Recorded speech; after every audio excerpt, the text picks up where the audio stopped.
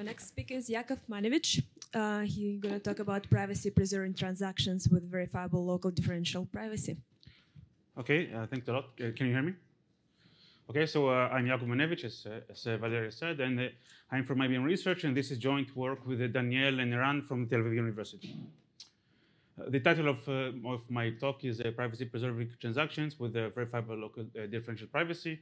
So as we all know, when one posts a transaction on a public blockchain, the sender and the recipient can be seen in plain text. Everyone can see them, and also the amount. Now you can now tell me, well, actually it's not like this, because, for example, in Bitcoin, the identity of the sender is not actually posted, but instead you post the address, which is a hash of the public key. However, all kinds of institutions, such as Chainlink, have already proven that just by looking at the transaction graph, you can de-anonymize to the level of the user. So what we want is privacy-preserving cryptocurrencies.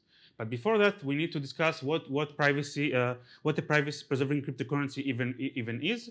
So all kinds of papers, such as Zero Cash, they define privacy with a security game. So how do they define it? We have an adversary, and the adversary sends pairs of operations to a challenger, and the challenger either forwards them to two different ledgers in the same order, or the challenger may swap all of them and forward them in an opposite order, in a swapped order. And at some point, the adversary can come to the challenger and say, "Hey, I want to guess whether you flipped all the operations or not," and we say that the adversary wins this security game if it guesses this bit correctly. And we also say that cryptocurrency is privacy preserving if the adversary has a non-negligible advantage in guessing this bit, whether the challenger flipped the operations or not. Now, how do we achieve this privacy in practice? So we need to hide three things. We need to hide the sender, the recipient, and the amount. When hiding the network origin, this is out of scope for our talk, so I'm not going to discuss it. Hiding the recipient, there are two main ways. You can commit to the identity of the recipient via cryptographic commitment, or you can simply always use a random public key. Now, to hide the amount, you simply commit with a cryptographic commitment to the amount. But how do you hide the sender? So there are all kinds of ways, but our work follows the Zero Cash flavor, which I'm going to explain now. So imagine that I have some coin with an amount of 63, and I want to spend this coin and to create a new coin with the same amount. So what do? I simply post a transaction on the ledger, and this transaction contains the new coin. However, obviously, I cannot put the old coin, because that would de-anonymize the sender. But if I don't do that, then I can actually do it again. So I can double spend the old coin. So for that, we have this raw randomness, which is very important, and I'm going to use this extensively in the rest of the talk. So alongside this new coin, I'm also posting this nullifier, V or an E, depends on which slide you look. And this nullifier is simply a pseudo-random function applied on the randomness of the old coin. And this is how we prevent double spending, because if the blockchain sees this nullifier again, it invalidates this transaction. And of course, this needs to be accompanied with a zero-knowledge proof that proves all kinds of things. For example, no new money was created, the coin that I spent actually exists, and the public key from the transaction corresponds to the coin spent. Now, I mentioned zero-knowledge proof, so let's go over it very briefly. Zero-knowledge proof is a protocol between a prover and a verifier. The prover has some witness W, the verifier has knows some X, and we say that if X and W they satisfy some relation R, then the verifier accepts. If they don't satisfy the relation R, then the verifier accepts with negligible probability. And also, lastly, the verifier can simulate this protocol without the help of the prover.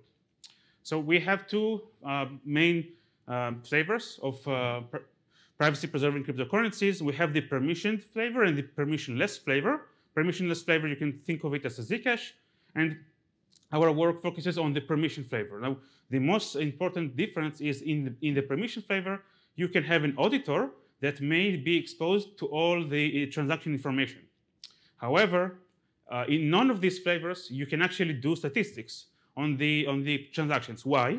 Because, as we said before, if you just look at these ledgers, they seem to you very indistinguishable from any other ledger. So you cannot actually deduce any information.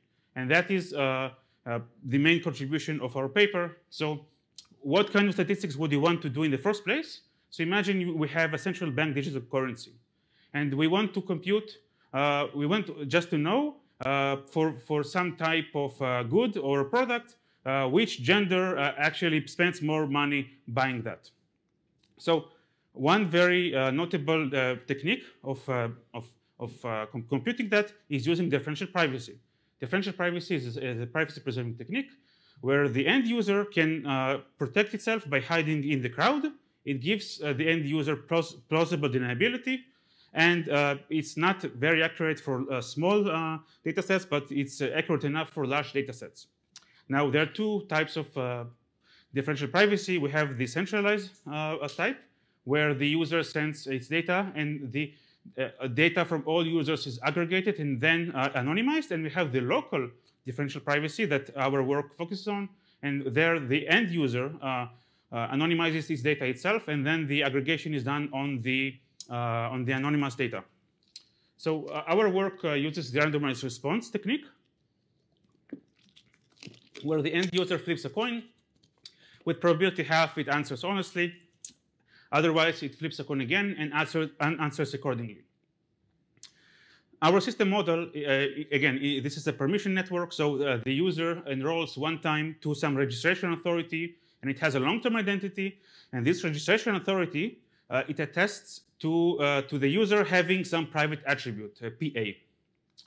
Then, once the user has its long-term credential with a private attribute, it may post transactions. It may transfer money to other users by posting a transaction which uses some underlying black box privacy-preserving cryptocurrency transfer, and we call this in the Zcash terminology a POR transaction. But also we accompany this encoding with the differentially private attribute.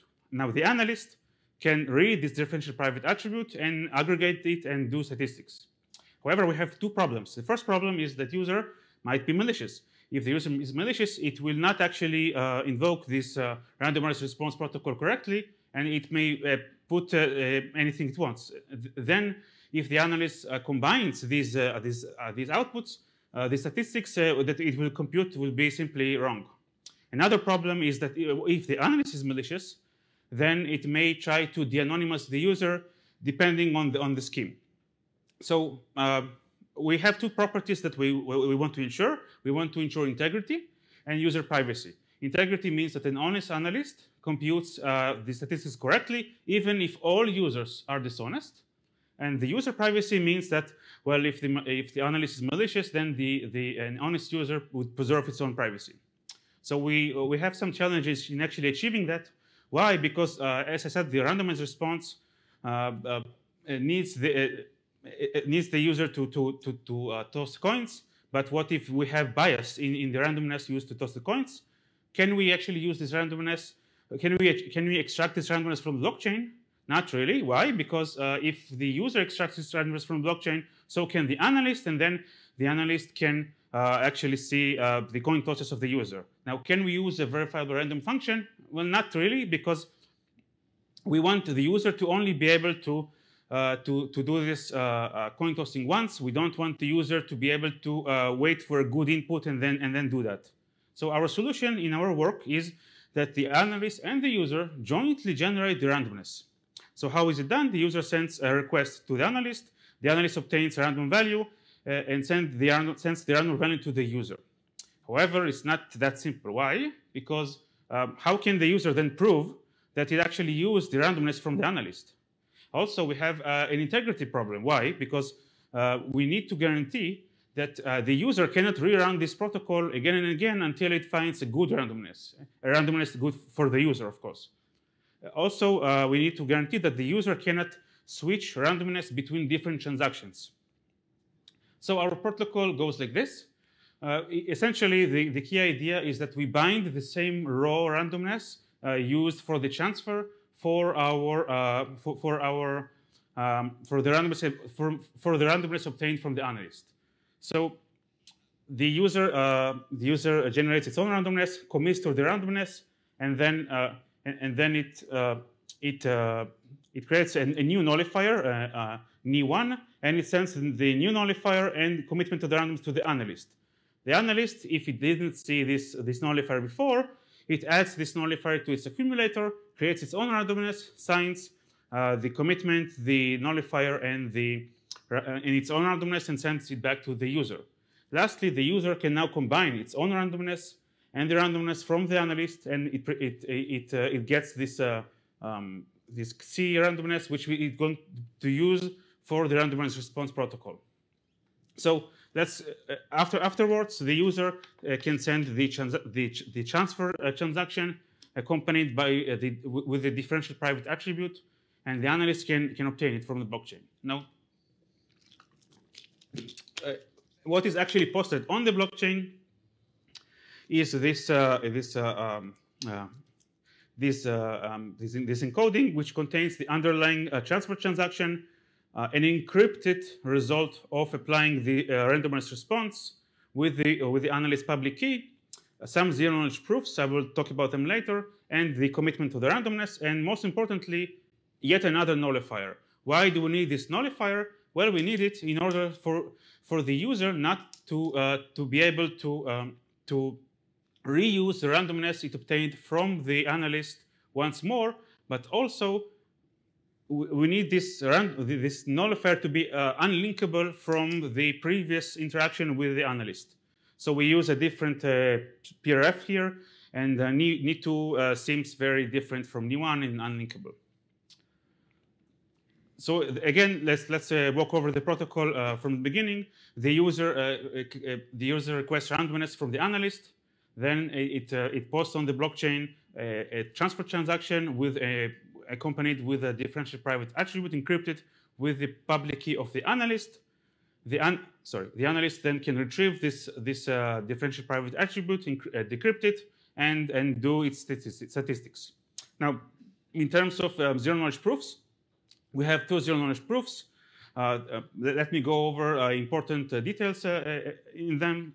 So we need the zero-knowledge proofs to verify that actually the randomness was signed in the past by the analyst. We also need to verify that the commitment that we sent actually corresponds to joint randomness from the user and the analyst.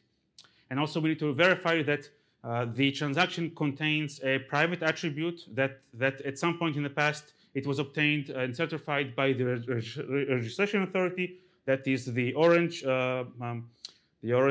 part, and the green part means that the actual differential private attribute was computed correctly and encrypted correctly with the analyst public key.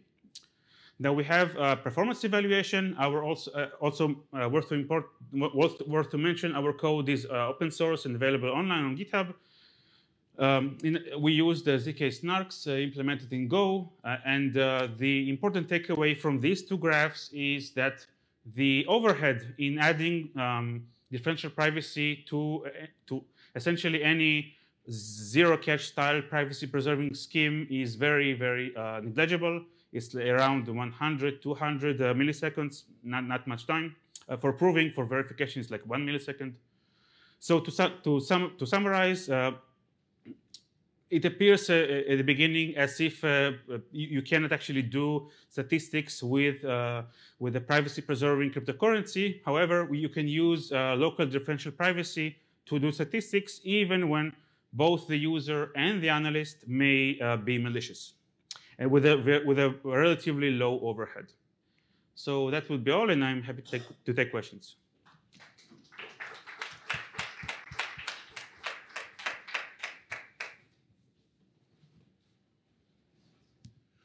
Thanks for the talk. I didn't quite understand, like, when you have this interactive, when you have this interaction with the analyst. If I'm the sender, I interact with the analyst to obtain the unbiased randomness. Doesn't that de-anonymize the sender? So we assume that the analyst doesn't see like the IP address. I mentioned before in the first few slides, like the network level privacy is out of scope for the paper. We only like focus on the ledger privacy. Okay. Of course, yeah. If the analyst sees where this which IP it came from, yeah. I mean, it's not anonymous. But even though it's important to mention, I mentioned it that the transaction that you post on the blockchain is unlinkable relative to the interaction with the analyst. So the analyst cannot pinpoint from which transaction correlates to which interaction. I see. I see. Thank you. More questions for Yacov?